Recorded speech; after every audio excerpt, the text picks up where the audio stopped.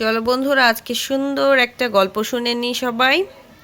আর গল্পটার নাম হচ্ছে ভীরু খরগোশ। একদিন বনের সব খরগোশ এক সভায় মিলিত হলো।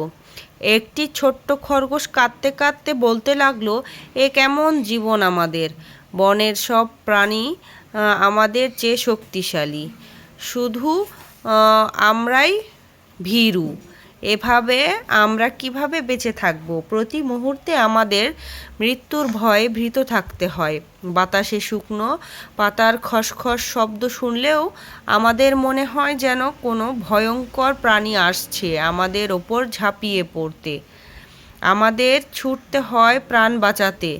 এই কাপুরুষের জীবন চাইতে মরে যাওয়া অনেক ভালো।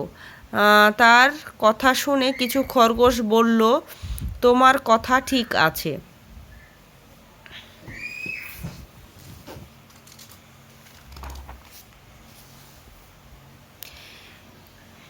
কেউ কেউ বলল, না, আমরা মরব না, সেটা পাপ, আর সেই জন্য আমাদের সৃষ্টিকর্তার কাছে শাস্তি পেতে হবে। ছোট্ট খরগোশ বলল, কোনো সৃষ্টিকর্তা আমাদের শাস্তি দিবেন কেন? সৃষ্টিকর্তা আমাদের শাস্তি দেবেন।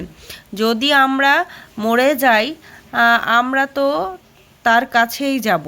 তখন আমরা তাকে বলতে পারবো যে তিনি আমাদের ভীরু করে সৃষ্টি করেছেন। কেন তিনি আমাদের আরও শক্তি দিলেন না? তিনি কেন আমাদের সব প্রাণীদের চেয়ে দুর্বল ও ভীরু করে রাখলেন? অবশেষে সব খরগোশ মিলে ঠিক করলো তারা আত্মহত্যা করবে।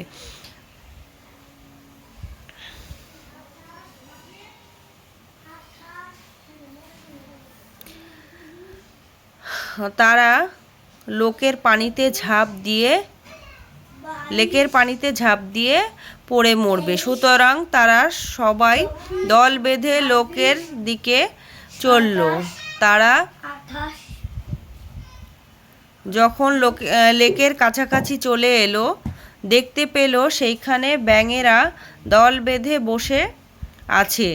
তাদের পায়ের শব্দ শুনে ভয়ে সব ব্যাঙ ঝাঁপিয়ে পড়তে লাগলো লেকের পানিতে। ঝপাস ঝপাস ঝপাস। শুনছো ফাইজান? আসো, বসো। দেখো তারপরে কি হলো।